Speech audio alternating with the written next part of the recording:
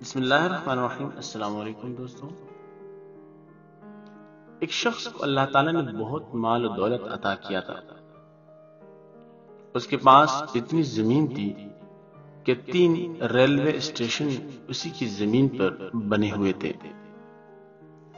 اس کے علاوہ اس کی کروڑوں روپے بینک میں پڑے تھے، اس لیے اسے اپنے مال و دولت پر بڑا غرور تھا۔ ایک مرتبہ وہ اپنے دوستوں کے ساتھ شہر کی مشہور چوک پر کڑا باتیں کر رہا تھا کہ اس وقت دوستوں نے اپنے کاروبار کی کچھ پریشانیاں اس کو بتائیں۔ ایک دوست نے کہا کہ ارے یار، کاروبار بہت خسارہ میں ہے۔ دوسرے نے کہا بھائی بہت پریشان ہوں، سمجھ میں نہیں آتا کہ میں کیا کروں، میرے بھی کاروبار کا برا حال ہے۔ اسی طرح اس کے دوسرے سبھی دوستوں نے بھی یہی کہا کہ بھائی کیا بتاؤں، آج کل بہت پریشان ہوں۔ چونکہ اس مالدار شخص کو اپنے پیسہ پر گھمنڈ تھا، وہ جوش میں آ کر بولنے لگا، او بھوکے، او ننگے، تمہارے پاس ہے ہی کیا؟ تم لوگ پریشان رہتے ہو کہ کہاں سے آئے گا، اور میں پریشان رہتا ہوں کہ یہ مال و دولت کہاں لگاؤں گا۔ اللہ تعالیٰ کو اس کی یہ ادا پسند نہیں آئی، تو کچھ دنوں بعد وہ بیمار ہو گیا،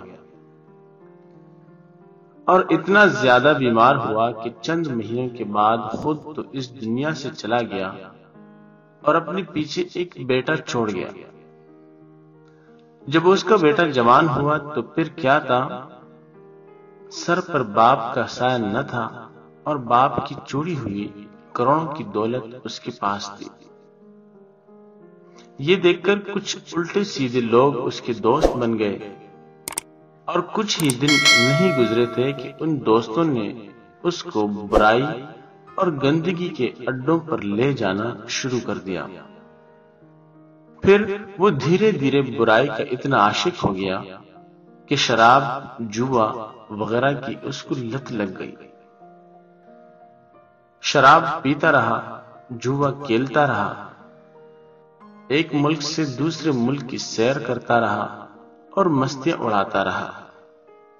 اس طرح اس نے پانی کی طرح مال و دولت کو بہا دیا، بلکہ جوے میں تو کروڑوں روپے ہار گئے، یہاں تک کہ بینک میں جتنا مال تھا سب کو جوے میں لگا دیا، اور ایک وقت آیا کہ اس کو ساری زمینیں بیچنی پڑی، بلکہ جس گھر میں وہ رہتا تھا اسے بھی بیچنا پڑا۔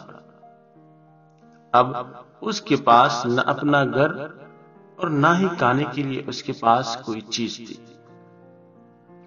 آخرکار اس کا ایسا حال ہوا کہ جس جگہ پر اس کا باپ بڑا بڑا بول بولا تھا، اسی جگہ پر اس کا بیٹا کھڑا ہوتا اور لوگوں سے بھیک مانگا کرتا تھا۔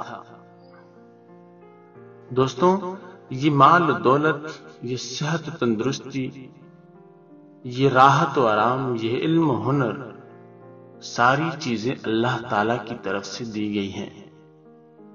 بندوں کا اس میں کوئی کمال نہیں ہے، اس لیے کبھی بھی ان چیزوں پر اترانا نہیں چاہیے اور اپنے آپ کو بڑا نہیں سمجھنا چاہیے۔